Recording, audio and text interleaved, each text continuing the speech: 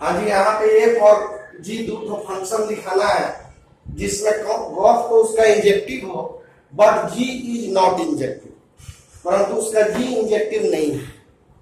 तो आप को जी इंजेक्टिव नहीं दिखाना है तो जी एक्स आप मॉड एक्स ले लो, चाहे जी एक्स आप एक्स स्क्वायर ले लो या जी एक्स आप एक्स फोर ले लो। ये सब लोगे तो आप इमेज को बराबर करोगे तो प्लस माइनस आएगा, प्लस माइनस आएगा तो नॉट इंजेक्टिव होगा। इंजेक्टिव का मतलब वन या मॉड एक्स ले लिया गया।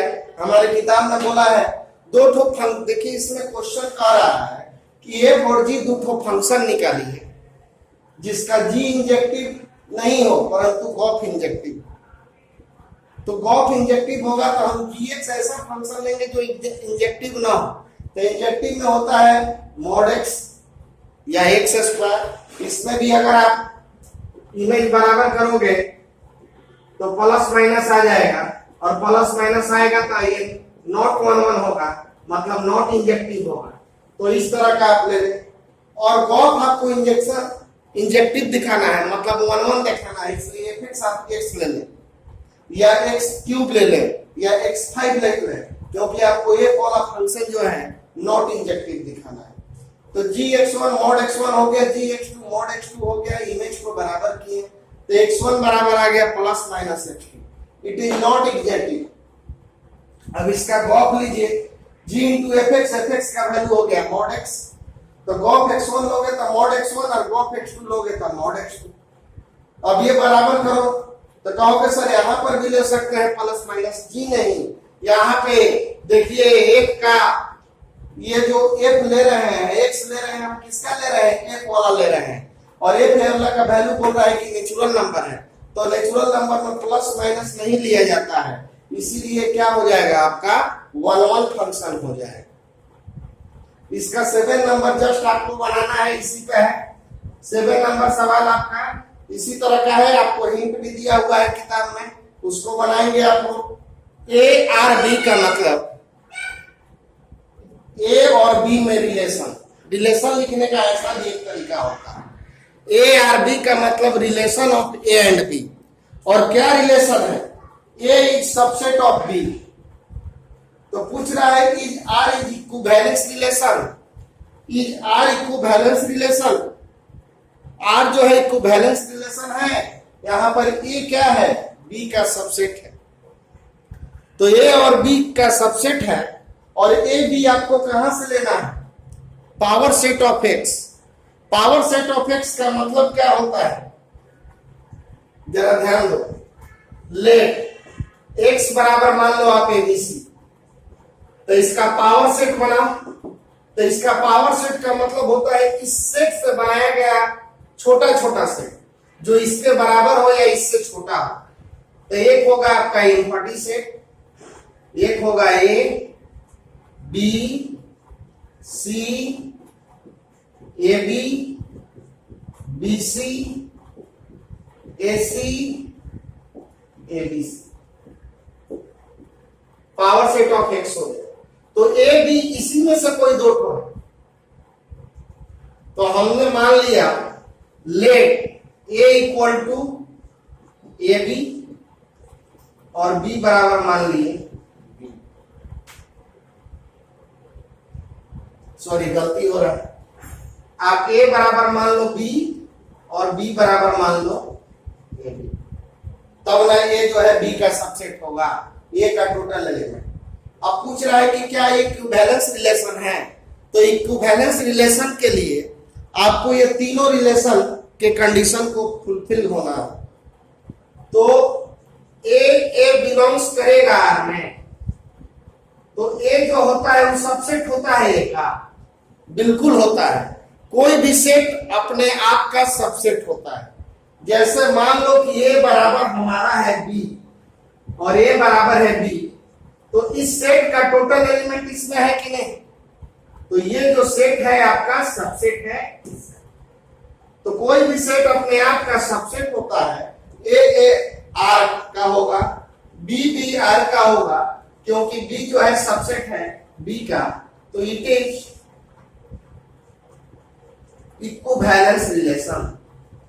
ये जो रिलेशन है आपका equivalence, sorry, it is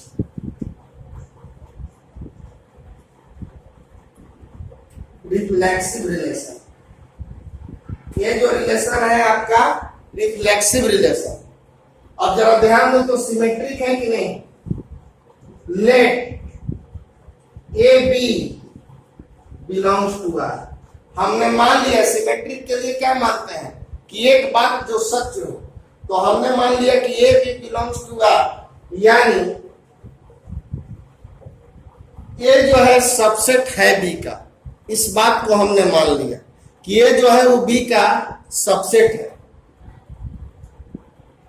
obviously है, ए बराबर बी है और बी बराबर ए बी है, तो ए का टोटल एलिमेंट बी में है कि नहीं, तो ये जो है आपका बी का सबसेट है। अब सिमेट्रिक कहता है कि इसको पलटने पर भी आर में आना चाहिए, इसको पलटने पर भी आर में आना चाहिए। तो बी जो है वो ए में, बी ए का सबसेट है। सबसेट का मतलब होता है इस सेट का टोटल एलिमेंट इसमें होना चाहिए, तो बी का टोटल एलिमेंट ए में नहीं है, यानी ये रिलेशन को फुलफिल नहीं करता। ए का टोटल एलिमेंट बी में है, तो ए जो है बी का सबसेट है, बट बी का टोटल एलिमेंट ए में नहीं है, तो बी जो है सबसेट नहीं है ए का, इसलिए आर इज नॉट सिमेट्रिक। और जब ये सिमेट्रिक नहीं है, सो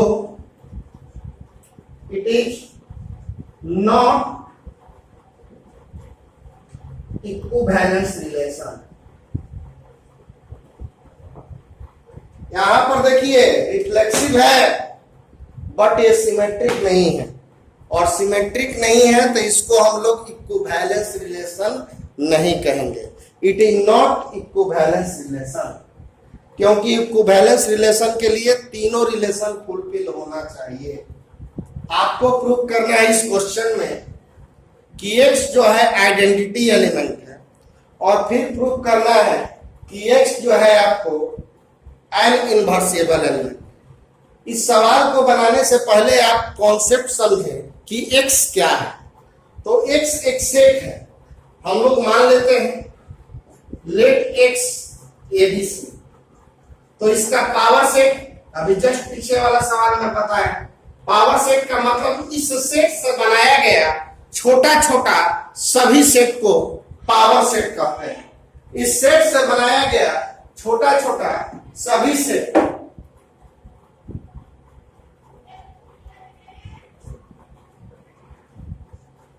हाई हो गया, ए हो गया, बी हो गया, सी हो गया, ए बी, बी सी,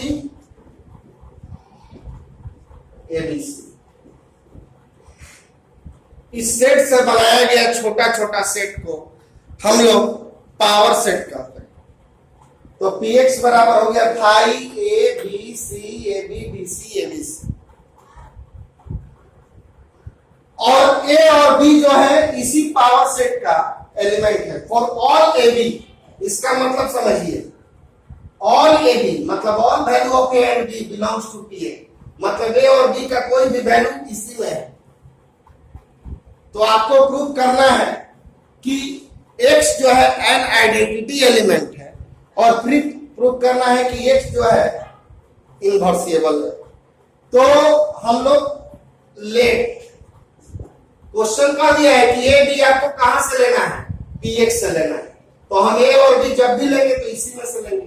तो लेट ए बराबर हमने मान लिया ए बी, इसी में से लेंगे, और x का आपको नजरे है।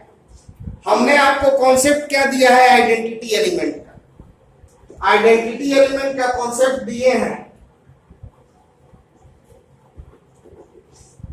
कि ए स्टार ई बराबर ए आना चाहिए। आइडेंटिटी एलिमेंट का कॉन्सेप्ट है कि ए स्टार ई बराबर ए आना चाहिए। तो यहां पर x को लाना है आइडेंटिटी एलिमेंट, तो हम लोग ए स्टार x लेंगे। तो ए स्टार x लेंगे तो ए इंटरसेक्शन x लिखेंगे। ए का वैल्यू होता है आपको A B, intersection A B C, यही ना रिलेशन है। इंटरसेक्शन का मतलब होता है दोनों में कॉमन एलिमेंट। तो इन दोनों में कॉमन एलिमेंट कौन है आपका, ए और बी। इंटरसेक्शन का मतलब दोनों में कॉमन एलिमेंट आपका ए बी है। तो ए बी कितना के बराबर है, ए के बराबर। तो देखो बच्चों यहाँ पे ए स्टार एक्स बराबर आ गया एक्स, इसका मतलब कि x is an identity element. X जो है आपका आइडेंटिटी एलिमेंट। तो अगला क्वेश्चन था कि आपको एक्स दिखाना है कि इनवर्सिबल एलिमेंट।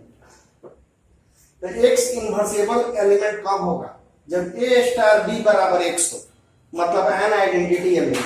अभी हमने प्रूव किया है कि एक्स जो है आइडेंटिटी एलिमेंट है, और आपको हम कॉन्सेप्ट दिए हैं कि इनवर्सिबल एलिमेंट के लिए ए स्टार बी बराबर क्या होना चाहिए, आइडेंटिटी होना चाहिए।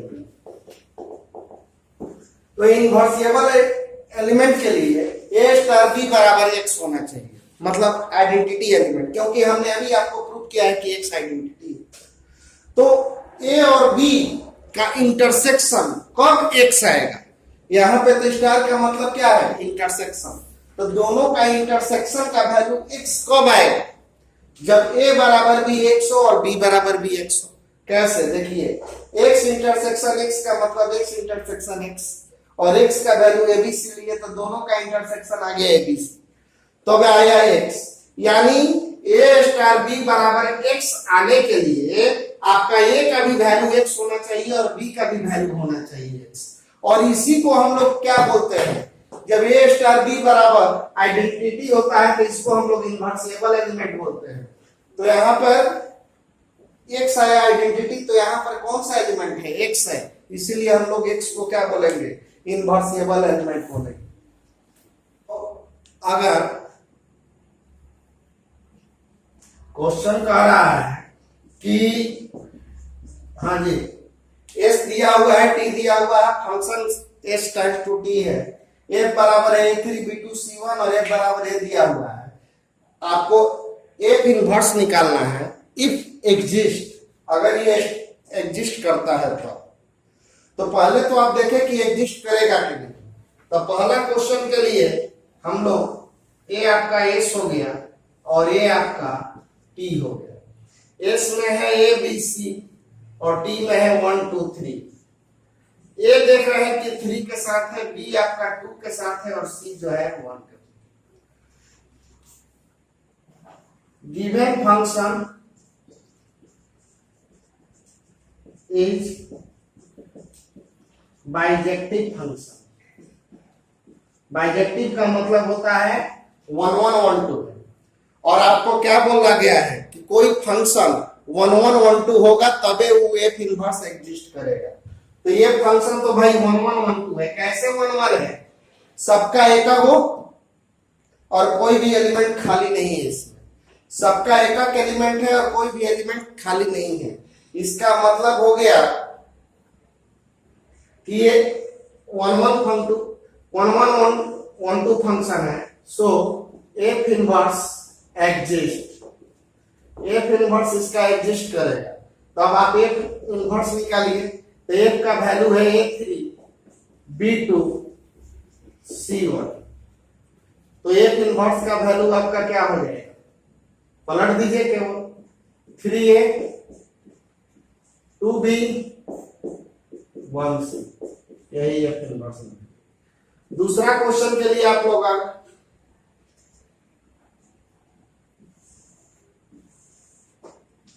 S T A B C 1 2 3, A का दे रहा है 2, बी का दे रहा है 1 और सी का भी दे रहा है 1। देखो ये ना फंक्शन 1 1 है ना 1 2 है। 1 1 क्यों नहीं है, क्योंकि दो गो का एक को इमेज दिखा रहा है, तो ये 1 1 नहीं है। 1 2 क्यों नहीं है, ये वाला खाली है। तो हम लोग लिखेंगे कि given function is not bijective function, so f inverse does not exist, f inverse जो है आपका एग्जिस्ट नहीं करता है। a स्टार b का मतलब a माइनस b का मॉड, a नॉट b का मतलब दिया हुआ है ये। आपको प्रूव करना है कि star is communicative but not associative, और नॉट जो है associative, not communicative but associative, और फिर इसका वैल्यू निकालना।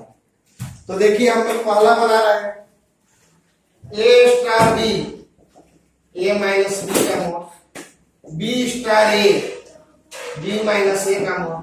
तो हम देख रहे हैं कि मॉड में तो दोनों का वैल्यू बराबर होता है, यानी A star B is equal to B star A, it is commutative. अब आप लोग निकालेंगे एसोसिएटिव के लिए, एसोसिएटिव के लिए, एसोसिएटिव के लिए ए स्टार बी स्टार सी। तो ए स्टार बी का वैल्यू हो जाएगा ए माइनस बी का मॉड स्टार सी, और इसको हम लोग लिखेंगे मॉड। फिर आप अब इसका वैल्यू निकालो, A star B star C का मतलब बी माइनस सी, और A minus B minus C का मॉड। हम देख रहे हैं कि A star B star C बराबर नहीं है A star B star C, so it is not associative. ये जो है आपका एसोसिएटिव नहीं है। अब आपको नॉट दिखाना है कि कम्यूटेटिव है बट एसोसिएटिव नहीं है। ये क्वेश्चन आप बनाएंगे बीच वाला, और अब हम लास्ट वाला का वैल्यू निकाल देते हैं। देखिए यहाँ पे ये दोनों बराबर है, कम्यूटेटिव है, और ये दोनों का वैल्यू बराबर नहीं आया, एसोसिएटिव नहीं है। ये वाला आप बना लेंगे, इसमें एक करना है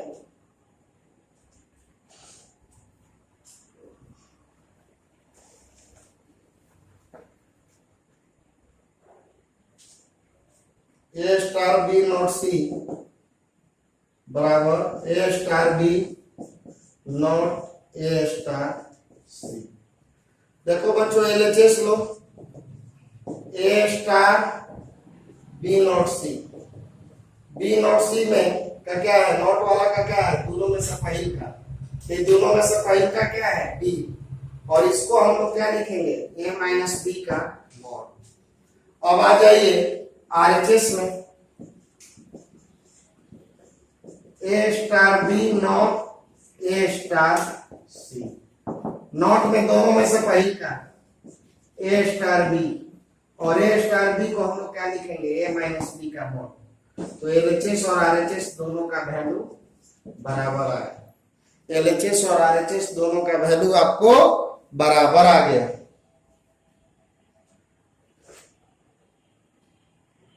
तो इसमें दिखाना है कि फाई जो है आइडेंटिटी एलिमेंट है, और फिर दिखाना है कि ए जो है इनवर्सिबल एलिमेंट है। इस क्वेश्चन को बनाने से पहले हम लोग डिफरेंस ऑफ टू सेट्स के बारे में थोड़ा सा फिर से जान लें। ऐसे हम 11th क्लास में बताए हैं, ए बराबर मान लो 1 2 3, और बी बराबर हम लोग ले लेते हैं 2 3 4 5। आपसे कोई कहे ए माइनस बी, ए में से बी को घटाइए, 2 3 घटा दोगे, और आप लोग 1 और 4 5 भी लिखने लगते हो, ये गलत है। घटाने के बाद बचा हुआ एलिमेंट सिर्फ पहले सेट का लिखा जाता है। तो ए माइनस बी, तो ये दोनों तो घट गया था, बचा हुआ एलिमेंट ए का, ये पहला सेट है, तो पहला सेट का एलिमेंट क्या बच रहा है एक। वही अगर बी माइनस ए निकालोगे तो ये दोनों घट गया, तो घटाने के बाद बचा हुआ एलिमेंट पहला सेट का था, पहला सेट का आपका क्या आ गया 4 5 आ गया। यहाँ पे बी पहला सेट है, तो 2 3 तो घट गया, तो बचा 4 5 पहले सेट का, 1 नहीं लिखेंगे। यहाँ ए पहला सेट है तो 1 लिखेंगे। अब आपको प्रूफ करना है कि फाई जो है आइडेंटिटी है, तो आइडेंटिटी फाई लाने के लिए आपको ए स्टार फाई का वैल्यू कितना आना चाहिए, ए आना चाहिए। अगर ए स्टार फाई का वैल्यू ए आ गया तो हो गया आपका ए आइडेंटिटी। तो आप ए स्टार फाई निकालेंगे। ए स्टार फाई को हम लोग लिखेंगे A minus phi union phi minus A minus phi union phi minus A. तो बाबू ए मान लो कि तुम्हारा 1 2 3 है और फाई जो है आप जानते हैं कि इम्पटी सेट होता है। फाई का मतलब इम्पटी सेट। तो ए में से फाई घटाइएगा तो इसमें से इसको घटाइएगा तो इसके पास कुछ है ही नहीं है, तो कुछ घटबे नहीं करेगा, तो टोटल एलिमेंट इसका बच गया। और टोटल एलिमेंट बच गया तो इसका क्या नाम होगा, ए। और अगर फाई माइनस ए लीजिएगा तो इसमें से इसको घटाइए तो कुछ तो घटेगा नहीं, तो बचा हुआ एलिमेंट पहले सेट का, तो पहला सेट यहाँ पे क्या है, फाई है। तो फाई में कौन कौन एलिमेंट बच रहा है, तो फाई में तो एलिमेंट नहीं है, तो बचेगा कहां से। इसमें बचा हुआ एलिमेंट पहला, तो फाई मतलब कुछ नहीं है तो सब बच गया, तो ए के बराबर। और इसके पास कुछ नहीं है तो कुछ नहीं बचेगा, तो ये कितने के बराबर होगा, 5 के बराबर। तो वही अब हम लोग ए माइनस 5 का मतलब लिखेंगे ए और यूनियन 5, इसका मतलब 5। अब आपको यूनियन हम बताए हुए हैं कि यूनियन के केस में हमेशा बड़ा सेट लिया जाता है। तो ए के पास 3 एलिमेंट, 5 के पास एक भी एलिमेंट नहीं, तो दोनों में से बड़ा सेट कौन हो गया, ये हो गया, तो इसका वैल्यू आपका ए हो जाएगा। नहीं तो एक तरीका से और समझिए, ए बराबर है ए बी और बी बराबर है आपका सी डी। कोई पूछा कि बी सी, पूछेगा कि यूनियन लीजिए, तो यूनियन में ए और बी का टोटल एलिमेंट लिया जाता है, हम दोबारा एलिमेंट को नहीं लेंगे। तो ए और बी में ए और बी का टोटल एलिमेंट तो आप एबीसी लेंगे, और एबीसी कितना के बराबर होता है, ए के बराबर, सॉरी एबीसी होगा। और यहां पे देखिए, अगर ए बराबर आपका ए बी है और 5 इम्पटी सेट है, तो आप क्या करेंगे, दोनों का टोटल एलिमेंट, तो दोनों का टोटल एलिमेंट खाली ए बी ना होगा, इसके पास तो कुछ है ही नहीं, तो ये कितना के बराबर होगा, ए के बराबर होगा। तो ए यूनियन 5 का वैल्यू आपको कितना के बराबर आ गया, ए के बराबर। यही तो थ्योरी है कि अगर ए स्टार 5 का वैल्यू ए आ जाएगा तो इसका मतलब क्या हो गया कि 5 इज एन आइडेंटिटी एलिमेंट। 5 जो है इसका आइडेंटिटी एलिमेंट है, क्योंकि हमने ए स्टार 5 का वैल्यू, ए स्टार ई का वैल्यू अगर ए आता है तो हम ई को आइडेंटिटी कहते हैं। तो ए स्टार 5 का वैल्यू ए आ गया, तो इसका मतलब 5 जो है आइडेंटिटी है। फॉर इनवर्सिबल एलिमेंट, इनवर्सिबल एलिमेंट के लिए क्या होना चाहिए, ए स्टार बी बराबर आइडेंटिटी आना चाहिए। यही ना आपको थ्योरी दिया गया है। अगर ए स्टार बी का वैल्यू आइडेंटिटी आ जाएगा तो बी को हम इनवर्सिबल एलिमेंट कहेंगे। तो यहां पे आइडेंटिटी एलिमेंट क्या है, 5। आइडेंटिटी एलिमेंट क्या है, 5। तो यहां पे आइडेंटिटी एलिमेंट जो है हमारा 5 है। तो बताओ कि 5 कब आए, तो अगर ए आपको प्रूव करना है invertible element, A star A लो, ए स्टार ए लोगे तो तुम्हारा आ जाएगा A minus A union A minus A star A लो, बी के जगह पर बी है और ये घट के क्या होगा, 5 यूनियन 5। कभी भी दो सेट इक्वल सेट घटता है तो इम्पटी सेट बनता है। तो दोनों का आपका सेट आ गया 5 और 5 का यूनियन हो जाएगा 5, और ये कितना के बराबर है आपका, आइडेंटिटी के बराबर। इसका मतलब क्या हो गया कि ए इज एन आइडेंटिटी एलिमेंट, ये जो है आपका आइडेंटिटी एलिमेंट है। हाँ जी, आपको प्रूव करना है कि 0 जो है आइडेंटिटी एलिमेंट है और 6 माइनस ए जो है वो इनवर्सिबल एलिमेंट है। 0 आइडेंटिटी है और 6 माइनस ए जो है इनवर्सिबल है। अब ये कह रहा है कि इन दोनों का जोड़ 6 से कम होगा तो आप ऊपर वाला लेंगे, और इन दोनों का जोड़ 6 से अधिक होगा या 6 के बराबर होगा तो नीचे होगा। इन दोनों का जोड़ 6 से कम होगा तो ये वाला, और इन दोनों का जोड़ 6 से बड़ा हो या 6 के बराबर हो तो नीचे वाला। तो हम लोग A स्टार 0, तो बच्चों इन दोनों का जोड़ क्या होगा? A कहां से लेना है? इतना ही से लेना है, आपका डोमेन कोडोमेन सब यही है, तो A आपका यहीं से लेना है।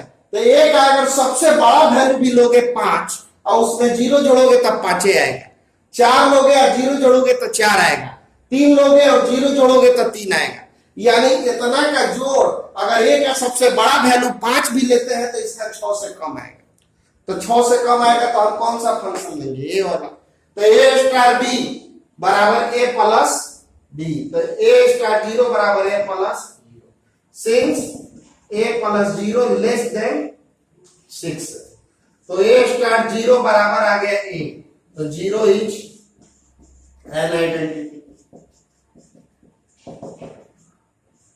एलिमेंट, आइडेंटिटी एलिमेंट हो गया। फिर कह रहा है कि 6 माइनस ए प्रूव कीजिए कि इनवर्सिबल है।